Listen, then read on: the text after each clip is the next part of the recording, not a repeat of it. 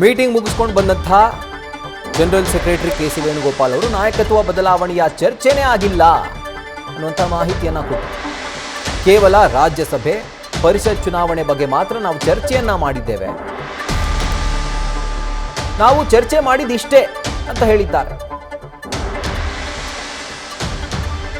ರಾಜ್ಯಸಭೆ ಚುನಾವಣೆಗಷ್ಟೇ ಈ ಸರಣಿ ಸಭೆಗಳು ಸೀಮಿತವಾಗಿದ್ವಾ?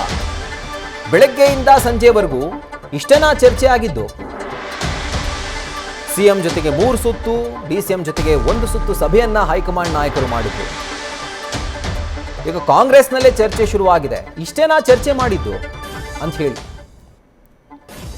ಅಂದ್ರೆ ಅವ್ರಿಗೂ ಒಂದು ರೀತಿ ಶಾಕ್. ಯಾಕೆಂದ್ರೆ ಯಾವ ಕಾಲದಲ್ಲಿ ರಾಜ್ಯಸಭೆ ಚುನಾವಣೆಗೆ, ವಿಧಾನ ಪರಿಷತ್ ಚುನಾವಣೆಗೆ ಇಷ್ಟರ ಮಟ್ಟಿಗೆ ಕಾಂಗ್ರೆಸ್ ಹೈಕಮಾಂಡ್ ತಲೆ ಕೆಡಿಸ್ಕೊಂಡು ಬೆಳಗ್ಗೆಯಿಂದ ಸಾಯಂಕಾಲದವರೆಗೂ ಚರ್ಚೆ ಮಾಡ್ತಪ್ಪ ಅಥವಾ ಯಾವಾಗ ಮಾಡಿದೆ ಅನ್ನುವಂಥ ಪ್ರಶ್ನೆ ಈಗ ಕಾಂಗ್ರೆಸ್ ನಾಯಕರಲ್ಲೇ ಮೂಡ್ತಾ ಇದೆ. ಈಗ ಅವರೇ ಗೊಂದಲಕ್ಕೆ ಸಿಲುಕಿದ್ದಾರೆ.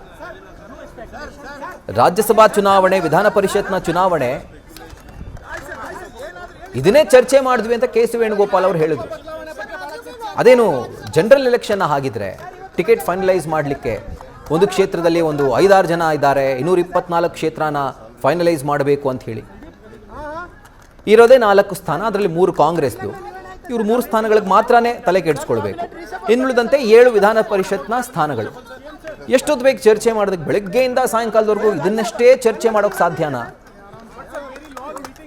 ಎಲ್ಲೋ ಒಂದು ಕಡೆ ಕೆ.ಸಿ. ವೇಣುಗೋಪಾಲ್ ಅವರು ಹೊರಗಡೆ ಬಂದು ನ್ಯೂಸ್ ಫಸ್ಟ್ ನಿರ್ಭೀತಿಯಿಂದ ನಿಮ್ಮ ಪರವಾಗಿ